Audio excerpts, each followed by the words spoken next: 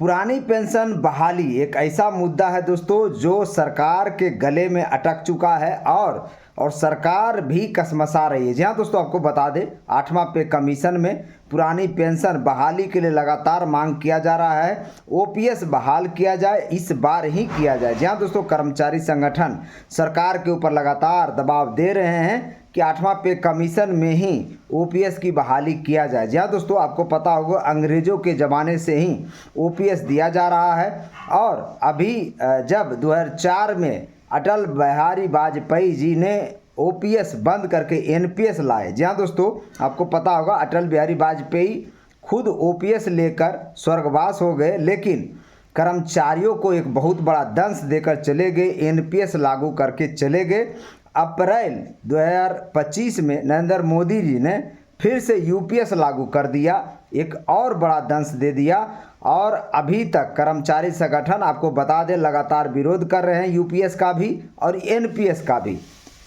आपको बता दें लेटेस्ट खबर ये है कि लगभग 1,18,000 लोगों ने यूपीएस चूज किया है, लगभग 4% लोगों ने यूपीएस चूज किया है और वो लोग हैं जो रिटायर हो चुके हैं या फिर रिटायर होने वाले हैं, जिनको लगता है कि यूपीएस लेने से कुछ पैसा मिल जाएगा। यानी 10 साल की सर्विस के पास 10,000 रुपया का गारंटी जो दिया गया, इसी कारण लोग यूपीएस लिए हैं। बाकी जितने भी नए लोग हैं जो पहले से कार्यरत कर्मचारी हैं वो साफ साफ यूपीएस को नकार दिए हैं और एनपीएस को भी नकार रहे हैं। जी हाँ दोस्तों, लेकिन सरकार भी अड़ रही है और सरकार का मानना है कि एक एनपीएस में ही हाइब्रिड मॉडल लाया जाए ओपीएस का, लेकिन कर्मचारी हूबहू पुरानी पेंशन की मांग कर रहे हैं लगातार। जी हाँ दोस्तों, विजय कुमार बंधु हों, मंजीत सिंह पटेल हों, विजेंद्र सिंह धारीवाल हों, कई नेता यूनियन नेता एक ही बात बोलते हैं कि पुरानी पेंशन बहाल किया जाए। जी हाँ दोस्तों, अभी हाल फिलहाल में आपको पता होगा जब एनसीजेसीएम के सारे मेंबर ने यूपीएस पर साइन करके चले आए थे, भारी फजीहत देखने को मिला था। जहाँ भी सभा करते थे लोग हल्ला शोर मचाना शुरू कर देते थे। आप बड़े नेता हो सकते हैं, लेकिन कर्मचारियों का नेता बनने के लिए कर्मचारियों का दुख सुख का भागी होना पड़ेगा। और आपको पता होगा शिव गोपाल मिश्रा जी खुद साइन किए हैं यूपीएस पे, लेकिन खुद ओपीएस ले रहे हैं। तो यही सबसे बड़ी दुख की बात है कर्मचारियों के लिए। जिस प्रकार से अटल बिहारी वाजपेयी ने किए थे, एनपीएस 2004 में सबको लागू कर दिए, लेकिन खुद ओपीएस लेकर स्वर्गवास गए। और इस बार शिव गोपाल मिश्रा भी कुछ इसी अंदाज में बैटिंग कर रहे हैं, खुद ओपीएस ले रहे हैं और कर्मचारियों को हस्ताक्षर करके आए हैं यूपीएस के लिए।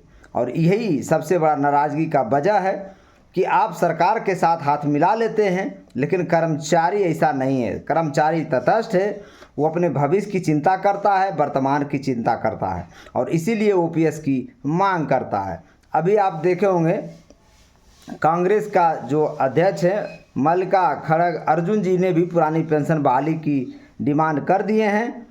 राहुल गांधी तो पहले से ही कर रहे थे, प्रियंका गांधी ने भी कर दिया था और बहुत लोगों ने ओपीएस का साथ दे रहे हैं। अगर नेता लोग ओपीएस का साथ दे रहे हैं, इसका मतलब है कि ओपीएस कर्मचारियों का हक है, संवैधानिक हक के मिलना ही चाहिए। अभी राजस्थान में एक लेटर आप देखे होंगे जिसमें साफ साफ लिखा है 31 मार्च 2022 तक जो रिटायर हो रहे हैं उनको ओपीएस चूज करने का ऑप्शन दे रही सरकार। ये कितनी अच्छी बात है। जी हाँ दोस्तों, यानी आप ओपीएस पर टिके रहिए, आप टिके रहिए, एक दिन ओपीएस बहाल होगा। लेकिन लोग हतोत्साहित हो जाते हैं, लोगों का धैर्य नहीं है, पैसेंस नहीं है, डिमांड लगातार नहीं करते हैं, सोशल मीडिया पर नहीं लिखते हैं। कई लोग सिर्फ घर में टकटकी निगाह से वीडियो देखते हैं। जी हाँ दोस्तों, उनको डर भी लगता है कि सरकार उसे कहीं उस पद से हटा ना दे। देखिए, सरकार का आप पार्ट हैं, लेकिन आपका अधिकार है मांगना। और आपके साथ अन्याय अगर सरकार कर रही है तो सरकार को भी आंख दिखाना, सरकार को भी कानों तक आवाज़ पहुंचाना आपका हक है। ये संवैधानिक आपका अधिकार है। आप भारत के नागरिक हैं तो आप डिमांड सरकार से कर सकते हैं। ऐसा नहीं कि सरकारी नौकरी कर रहे हैं तो आप डिमांड नहीं कर सकते हैं। जी हाँ दोस्तों, डिमांड मांग करने का पूरा अधिकार है संविधान में। आपके हक का हनन हो रहा है और आप चुपचाप सह रहे हैं, इसका मतलब आप जिंदा नहीं हैं। जहाँ दोस्तों आप समझ सकते हैं हम किस ओर इशारा कर रहे हैं। आपको डिमांड करना पड़ेगा, आपको मांग करना पड़ेगा।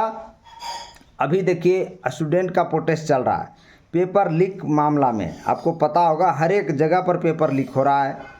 झारखंड में देखिए पेपर लीक हुआ, पूरा झारखंड के बच्चा सड़क पर आ गया। दिल्ली में बहुत बड़ा प्रोटेस्ट हुआ, आप देख ही रहे होंगे पेपर लीक के, नीट जो पेपर लीक हुआ था। तो पेपर लीक पंजाब में भी हुआ, उसके कारण भी हंगामा चल रहा है। तो ये डिमांड जब किया गया, स्टूडेंट ने बहुत बड़ा प्रोटेस्ट किया, तो धर्मेंद्र प्रधान को इस्तीफा देना पड़ा। तो आप लोग भी ओपीएस के लिए लड़ाई लड़ रहे हैं, लेकिन सही तरीके से लड़ाई लड़ा नहीं जा रहा है। और सभी कर्मचारी एक साथ होकर, एकजुट होकर अपना लड़ाई लड़ें, तब हो सकता है ओपीएस बहाल हो जाए और जल्द बहाल होगा। क्योंकि सरकार के पास भी ये खबर है कि कर्मचारी यूपीएस लेने को तैयार नहीं है, एनपीएस लेने को तैयार नहीं है, तो आखिरी रास्ता ओपीएस ही बचता है।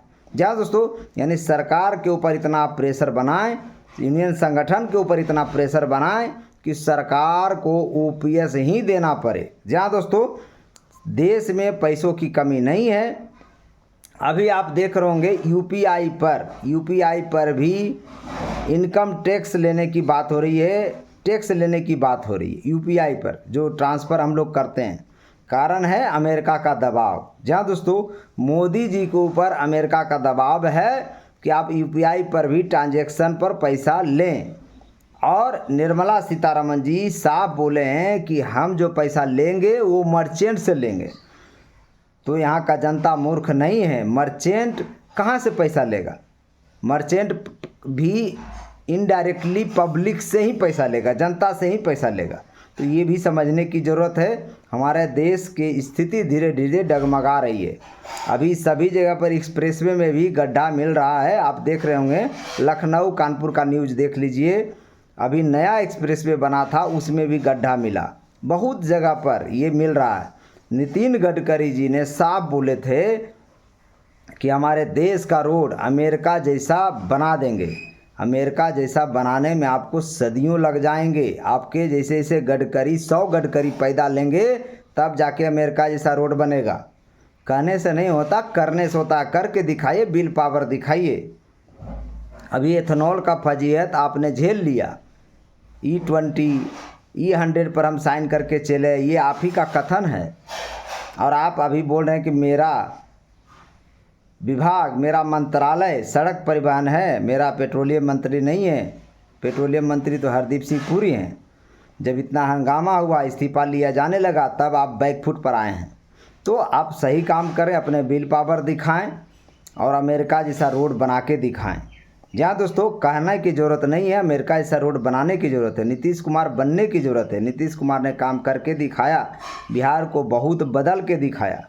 बोला नहीं कि हम बिहार को बदल रहे हैं, बदल करके दिखाया। आप देख लीजिए, बिहार में रोडों का जाल है, पुल पुलिया का जाल है। बिहार में आप जाके देख लीजिए, लड़कियां स्कूल पढ़ने जाती है साइकिल लेकर, पोशाक सब कुछ बांटा गया।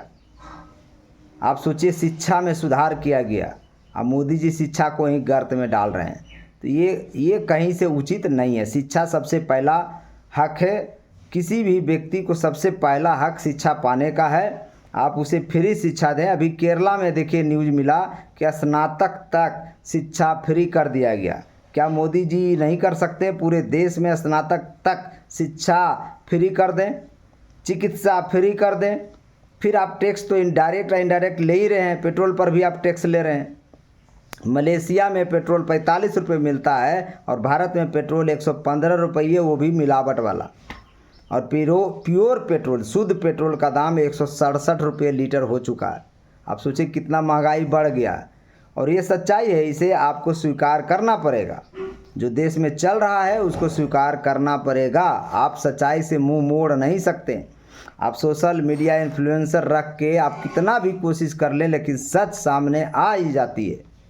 इस वीडियो को शेयर करिए और ओपीएस बहाली के लिए लगातार लड़ाई लड़िए और 8वां पे कमीशन में ही ओपीएस बहाल हो, इसके लिए यूनियन संगठन पर दबाव बनाइए। जय हिंद, जय भारत।